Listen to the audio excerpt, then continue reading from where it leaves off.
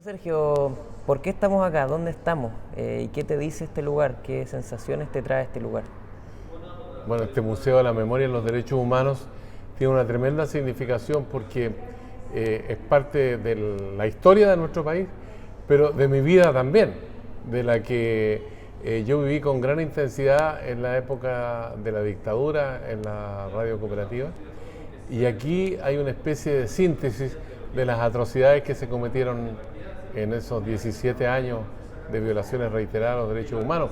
La dictadura fue condenada reiteradamente por Naciones Unidas a raíz de la vulneración de los derechos fundamentales de las personas. ¿Qué sensación a raíz de eso también, que mucha gente que vivió la dictadura lo conecta con las sensaciones de lo que ha pasado hoy día? ¿Qué te pasó a ti ese 18, 19 de octubre cuando esto empieza a estallar, ¿no? ¿Qué imágenes, qué sensaciones se te vinieron en ese momento? Mira, yo he hecho un recuerdo no hace un par de días con respecto a esta experiencia que estamos viviendo ahora, que se cumplen ya prácticamente 4 semanas y algo más, y tú te das cuenta que esto se venía fraguando. El año pasado, cuando yo cumplí 40 años en la radio cooperativa, en abril, a mí me ofrecieron un almuerzo, ¿no? Bueno, y en esos almuerzos se conversa, pero al mismo tiempo dice, bueno, pero ¿cómo podrías contarnos de la manera como es el mundo de hoy? Y yo hice toda una relación de la evolución que ha tenido la radio, de pasar de la M al FM, de la radio de nicho. Antes la radio era generalista, tenían programas de auditorio, de radioteatro, y hoy día tenemos una radio de nicho, pero la sociedad ha evolucionado y ha tenido un crecimiento extraordinario. Estamos viviendo en un mundo digital. Dejamos lo analógico atrás y hubo muchas cosas que pasaron y la radio vivió todo ese fenómeno y fue capaz de adaptarse. Pero al mismo tiempo hay un sector importante en la sociedad que se fue quedando atrás y fue sufriendo, digamos, un nivel de discriminación. Por ejemplo, si bien es cierto la educación en términos históricos era una educación que atendía a las élites, ¿no? La educación se hizo masiva, sobre todo en la educación superior técnico-profesional, pero esa masividad significó un costo muy grande para la familia, porque era educación pagada, ¿ya? Entonces, de esa manera la educación dejó de ser un derecho y ya tuvimos explosiones muy importantes. El 2011, por ejemplo, que fue la más grande de los chiquillos de enseñanza media con las muchachas, y después tuvimos el 2018, también en mayo, ¿no? Tuvimos una explosión por otras motivaciones, por la discriminación a la mujer, por el no reconocimiento a la diversidad sexual. Entonces, en el fondo, la conclusión que yo había llegado, digamos, era que estábamos en un terreno muy fangoso. ¿Lo intuías de alguna manera? Lo intuía y mis colegas de la radio son testigos que en ese almuerzo yo lo planteé. Y al final del almuerzo me dijeron, oye, pero tu visión es muy pesimista. No, le dije, no es pesimista, es realista, ¿ya? Porque yo he tenido el privilegio, por ejemplo, de seguir en contacto con la gente común y corriente. Yo voy a comprar a la feria, converso con la gente que va a comprar y con los que venden, los comerciantes, pero también he hecho un trabajo muy intenso en la universidad. Como profesor de la Universidad de Chile, ya de los años 90 para acá, y además estuve un periodo de 2 años y medio como decano de comunicaciones de la Universidad Central. Y cuando tú le dices a los chiquillos, oye, hoy día hay un fenómeno de angustia, de temor por el futuro, en la conversación tú dices, oye, bueno, levanten la mano los que tienen atención psicológica o atención psiquiátrica. Y como has llegado a un grado de buena relación con los estudiantes, levantan la mano sinceramente y tú tienes más del 50% con problemas de ese tipo. Entonces tú dices, este es el mundo que yo no quiero. Que mis chiquillos, que son alumnos de 18, 20, 24 años, ¿no?, estén con atención de esa naturaleza, ¿no?, porque ellos se merecen un mundo mejor. Pero eso te revela de qué manera la sociedad los va angustiando y los va precipitando y los va marginando también de un mundo que por otra parte se ve como un mundo de mucho progreso, grandes edificios, muchos viajes que se ofrecen y todo eso. Pero hay un mundo que está marginado de todo eso y hay gente que no le alcanza a llegar a fin de mes los recursos que obtiene por su trabajo. Sergio, y en ese sentido los jóvenes han impulsado cambios en distintos momentos de la historia y acá también partieron con este estallido, ¿no? ¿Cómo ves a estos jóvenes, tú que tienes contacto hace mucho tiempo con esta generación, desde tu rol de profesor, ¿no? Son jóvenes que vienen sin miedo, que vienen con otro chip, ¿cómo los ves tú? Bueno, ahí tenemos un asunto que es muy comparativo. Por ejemplo, cuando tú ves el caso de Carmen Gloria Quintana y Rodrigo Rojas de Negri, que fueron quemados durante la dictadura de Pinochet, eran jóvenes. Cuando tienen el caso, por ejemplo, de mi compañero de curso prácticamente en la Escuela Normal Superior, Manuel Guerrero, que era muy joven en esa época cuando lo secuestraron junto a José Manuel Parada, y formó parte, digamos, de un capítulo trágico en la historia de nuestro país. Que tú tuviste que relatar. Y que a mí me tocó relatar, ¿no? La verdad es que yo lo pensé 2 veces ya cuando estaba en mi casa, iré o no a la radio porque estaba tan triste, tan dolido. Lloraba, ¿no? Junto con mi mujer.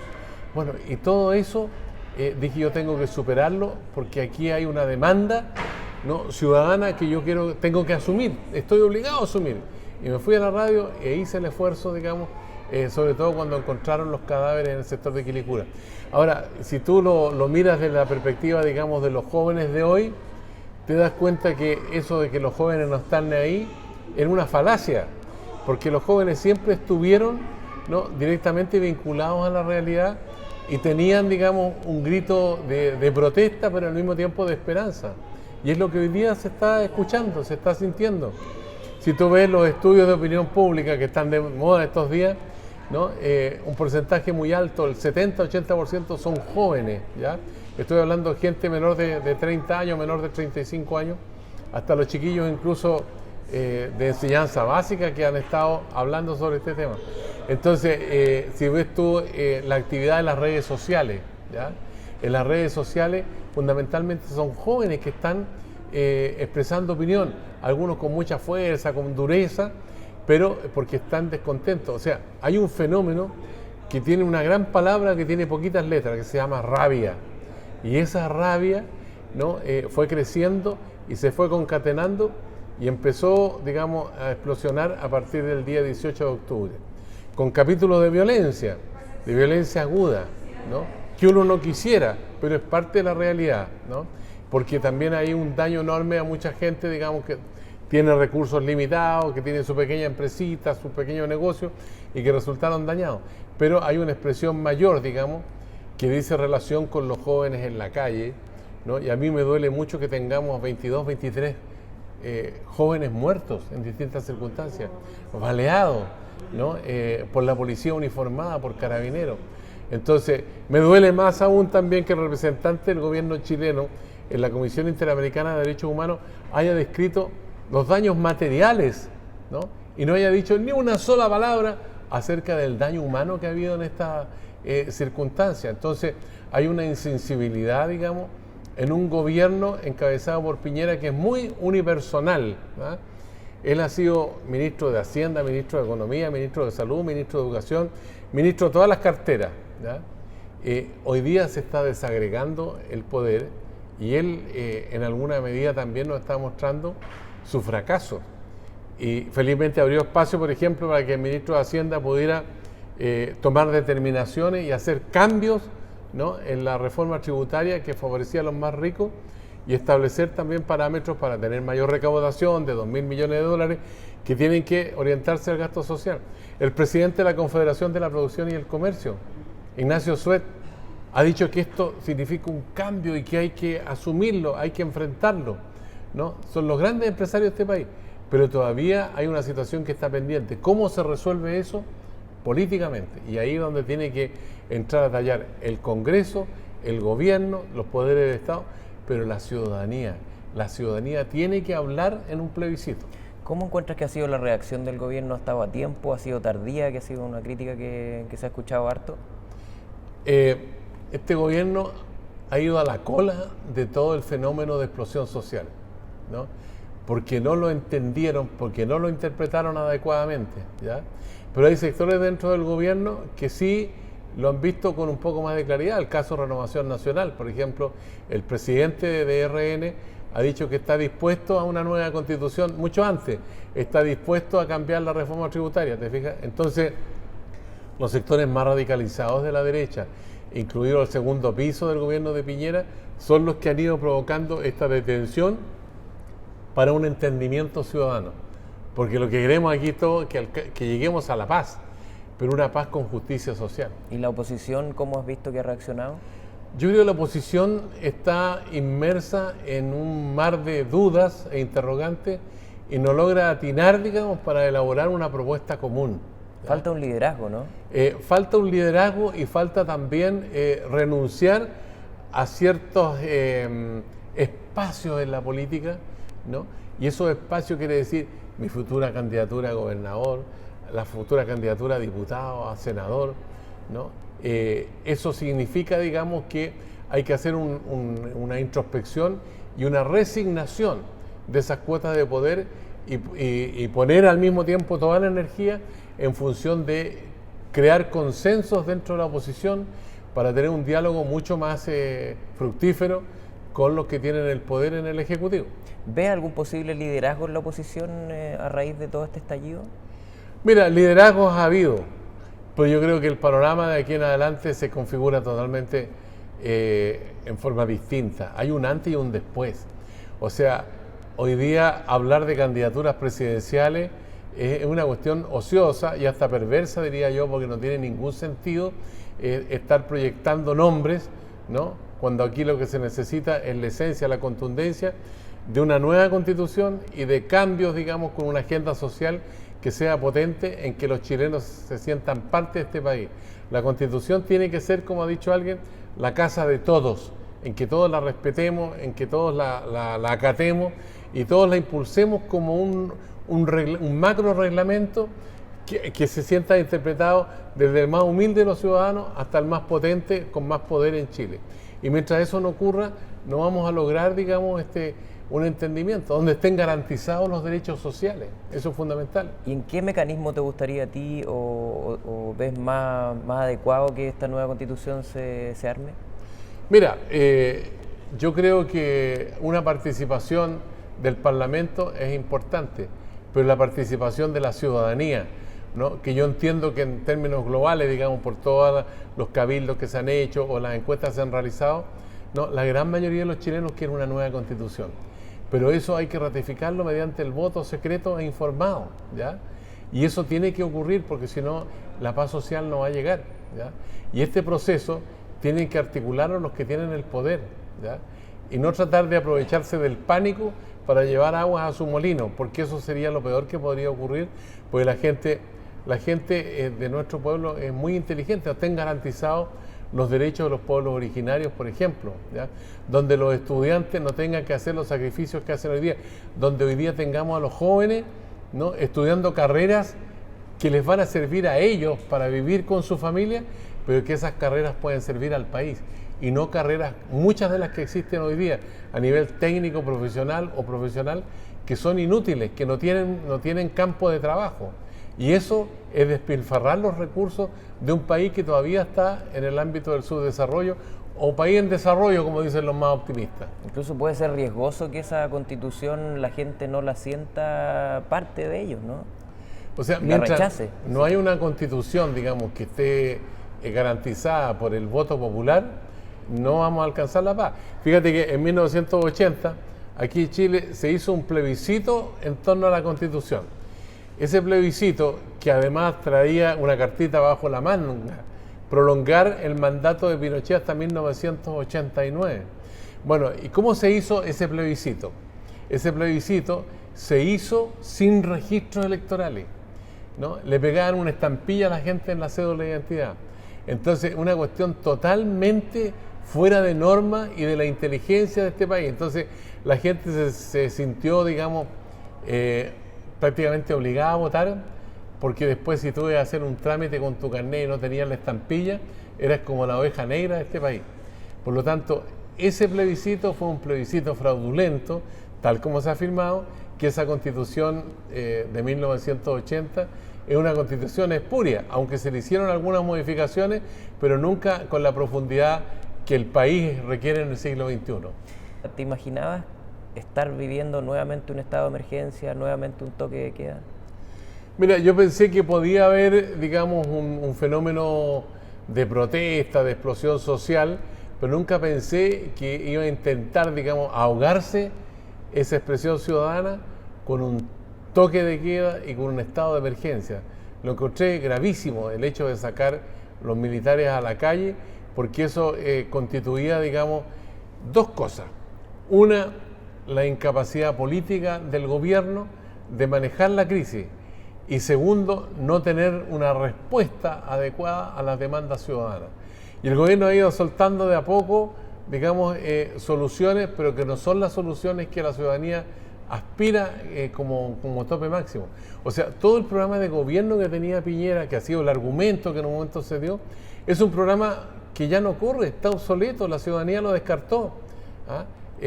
Fíjate que si uno mira, por ejemplo, la elección presidencial, de los chilenos que estaban habilitados para votar, la mitad no votó. Y más del 50% votó por Piñera. O sea, él tuvo un voto de 4 ciudadanos que tenían habilidad o capacidad para votar. Y eso hay que tenerlo en cuenta como dato de esta causa. Por eso yo pienso que hay que retrotraer esta negociación que se hizo. Terminemos con el binominal, pero dejemos el voto voluntario. Yo creo que el voto tiene que ser obligatorio. Los ciudadanos tenemos que tener, aparte de derechos, tenemos que tener obligaciones. Ir a votar tiene que transformarse en una obligación, en un compromiso. O sea, cualquiera sea el resultado, yo tengo que asumir como chileno ese resultado, ¿ya? Muchos se marginaron de votar pensando que esa indiferencia iba a contribuir, digamos, a que reaccionara la clase política. Y la clase política no reaccionó. Ahora, capaz que se restablezca el voto obligatorio, que sería un camino también para que la democracia sea más legítima. Lo he hablado con gente que vivió la dictadura intensamente y que en este toque de queda volvió a sentir miedo. ¿Te pasó lo mismo, Sergio? Sí, produce miedo y preocupación, no tanto en lo personal, pero sí por la gente cercana, por tus amigos que tienen pensamientos discrepantes del sistema actual. Sienten miedo por lo que puede pasar con los chiquillos que salen a la calle a protestar, las muchachas que han sido baleadas y que han terminado con lesiones. Este chiquillo Gatica, por ejemplo, que perdió un ojo y puede perder otro, que está internado en una clínica de Santiago. Uno siente miedo por los demás, ¿ya? Y la preocupación que uno tiene, de alguna manera te late el corazón, pero tú dices, bueno, ¿cuál es el rol que yo cumplo? Tengo el privilegio de ser comunicador en dos planos. Comunicador en el aula con los estudiantes, donde interactúa con ellos, y con la opinión pública a través de la radio, ¿no? Y la radio cooperativa para mí constituye, digamos, una ventana de esperanza desde el punto de vista de la comunicación, y creo que ahí está una de las claves, digamos, por la que te permite seguir trabajando con el mismo entusiasmo, con la misma energía en este Chile del siglo XXI. Lo hablaba acá con la gente del museo y cada uno tiene distintas sensaciones y recuerdos de los tambores de cooperativa, ¿no? ¿Qué te pasa a ti hoy día al escucharlo y al hacer tu trabajo en esta situación tan complicada? Mira, los tambores del diario Cooperativa tenían 12 significaciones. Por una parte, marcaba, digamos, una situación de alerta frente a la contingencia que se estaba viviendo en dictadura, pero por otra parte significaba que un hecho grave estaba ocurriendo, ¿ya? Por eso decía, el diario de Cooperativa está llamando. Pero cuando volvió la democracia se hizo un ayornamiento, digamos, de los tambores del diario Cooperativa y pasamos a una etapa, digamos, de mayor entendimiento con la ciudadanía, ¿no? Y ya no en el afán, digamos, de crear una situación de mucha expectación. Sí, llamando la atención, pero no con la realidad que estábamos viendo. Era el otro contexto, entonces había que hacer un cambio. Pero siempre la música del diario Cooperativa para mí tiene una tremenda significación por muy modernizada que esté, ¿ya? Y creo que corresponde porque también hay que provocar identidad con las nuevas generaciones. Muchos de los que nos están viendo, escuchando o leyendo, ¿no? No vivieron la época anterior. La gran mayoría de este país no la vivió, digamos. Entonces, también tú tienes que ir conjugando esos códigos de comunicación. ¿Y ese ruido a ti te pone en alerta? me ponen alerta todavía, digamos. Y pienso que hoy día más que nunca, porque estamos viviendo un periodo especial también. En las grandes emergencias, en las grandes noticias, la gente vuelve a la radio, ¿no? Es el medio con más credibilidad.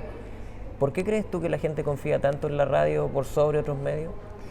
Mira, la radio tiene la particularidad, en el caso nuestro, la radio cooperativa, que es una radio informativa esencialmente, donde hay verosimilitud. ¿Qué significa verosimilitud? Que lo que informamos, la gente verifica que es cierto, ¿ya? Y eso, ¿qué trae consigo? La credibilidad. Entonces la gente busca alimentarse con esa información. Hoy día tenemos, digamos, imaginariamente una gran competencia. En las redes sociales la información circula con una tremenda velocidad, ¿ya? En la plataforma digital. Pero ahí hay una cantidad de información que es falsa, ¿no? Algunos propagan informaciones malintencionadamente y otros se dejan llevar muchas veces por la euforia, la rabia, el entusiasmo, lo que tú quieras, y propagan informaciones que no corresponden a la verdad. ¿Cómo lo hacen ustedes para filtrar ahí? Hoy día quizás esos filtros deben ser más exigentes, ¿no? Con todas estas noticias falsas que corren. Bueno, lo que tienes que hacer tú es verificar, ¿ya? Buscar una, dos o tres fuentes que te permitan establecer que tal o cual información es real o es finalmente falsa. Cuando hay información falsa, pero se ha propagado muchísimo, tú tienes que decir, hay información que está circulando en redes sociales que es absolutamente falsa. La verdad es esta otra, ¿te fijas?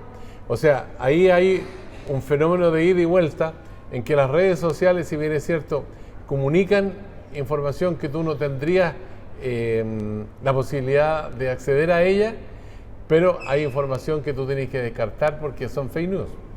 Y el rol de la televisión, donde tú también has trabajado harto tiempo, Sergio, ¿cómo lo has visto ante este estallido, ¿no? Hay gente que ha salido de pantalla, hay programas que antes se dedicaban a otras cosas que han volcado su agenda a hablar de este estallido. Mira, la televisión del punto de vista audiovisual tiene una tremenda potencia. Yo siempre traigo a la memoria a Giovanni Sartori, que es un sociólogo italiano, que habló del Homo sapiens al Homo videns, ¿ya? ¿Y qué significa eso? En que hay una cultura visual hoy día que es muy potente, ¿ya? La comodidad, el atractivo que tiene la imagen en colores es impresionante, ¿ya? Bueno, esa situación, si tú la combinas, digamos, con el discurso informativo de la televisión, donde hay manejo muchas veces irresponsable, ¿por qué razón? Porque si hay un incendio que es parte de la realidad, tú no lo puedes repetir 50 veces, ¿ya? Porque la televisión impacta muy fuerte a la afectividad de la gente, a las emociones, ¿ya? Eso por una parte. Entonces hay un abuso en determinados momentos de esas emociones del televidente. El televidente es un ciudadano común y corriente, como muchos de nosotros, pero es impactado, ¿no?, emocionalmente, ¿no? Y muchas veces situaciones que tienen un nivel 3 de intensidad, finalmente con la repetición terminan en un nivel 5 o 7 internamente, y eso es muy grave, digamos. Entonces, el manejo que tiene este medio de comunicación audiovisual tiene que ser muy responsable. Y tú te has dado cuenta, por ejemplo, que en un comienzo estuvo destinada la pantalla de la televisión a destacar, entre comillas, el espectáculo de los destrozos, ¿ya? Pero después comenzaron a recoger, digamos, el testimonio ciudadano relacionado con la rabia, con la indignación, porque más allá, digamos, de la dimensión de los destrozos materiales, de los incendios que ha habido, ¿no?, está el espíritu pacífico de los chilenos. Una de las marchas más impresionantes que había en este país, 1.200.000 chilenos reconocidos por el gobierno, ¿no?, en Santiago, pero más de 800.000 en las regiones del país, o sea, más de 2 millones y medio de chilenos, ¿no?, en una actitud pacífica, ¿no? Eso tiene un valor extraordinario, eso es lo que hay que recoger, ¿ya? ¿Y en ese sentido crees que contribuyen de esa forma a la violencia o a polarizar el país? Bueno, ahí hay una polarización intrínseca, ya está establecida la polarización, digamos. La ciudadanía es antisistémica, O sea, no quiere este sistema. Eso para mí está claro, ¿no? Es un sistema que en muchos aspectos ha resultado perverso. ¿Ya? Hay grupos muy minoritarios, digamos, que están hoy día privilegiados en la sociedad chilena. Bueno, pero hay otros grupos que están totalmente marginados, digamos, del consumo que se propicia a la sociedad chilena. Todavía tenemos más de un 10% de pobreza en Chile, estadísticas de organismos internacionales, ¿no? Y ese fenómeno de la gente que gana 300.000 pesos, que le descuentan y queda con 240.000 pesos, 250.000 pesos, que la locomoción le cuesta 40 o 50.000 pesos al mes, tú te das cuenta de lo que significa para un padre o una madre que tienen un hijo o dos hijos. O sea, es una cuestión insufrible, viven de allegado o viven con los padres, en fin. Todo eso es una realidad que está viviendo también la clase media. Los sectores medios de la población, ¿no?, están en un fenómeno que yo diría que tratan de mejorar su situación, pujan por avanzar, pero no alcanzan, digamos, a pasar al estadio superior para tener una mejor condición de vida. Y hoy día tenemos un 70% de los chilenos que están endeudados, y de ese 70% hay un 40% que está moroso hoy día, que no paga sus deudas, ¿ya? Entonces, es una situación, digamos, estresante, donde la gente la refleja, digamos, con un dato que dio un psiquiatra entrevistado en la radio cooperativa, especialmente entre los jóvenes, que los suicidios han aumentado en forma considerable en Chile. Hay mucha rabia, ¿no? Lo describes bien tú, y también esa rabia se ha volcado hacia los medios de comunicación, ¿no? Se ve en la calle. ¿Cómo percibes tú esa rabia hacia los medios? Quizás tiene que ver con lo que decías tú del abuso del sentimiento del televidente que se hace desde los canales de televisión, por ejemplo. Bueno, esa reacción, digamos, cuando hablamos de rabia, la rabia definida, digamos, en términos de las emociones, es una explosión que se produce al interior de las personas y que tiene una expresión física, a través del grito, a través de la acción violenta y todo eso, y esa rabia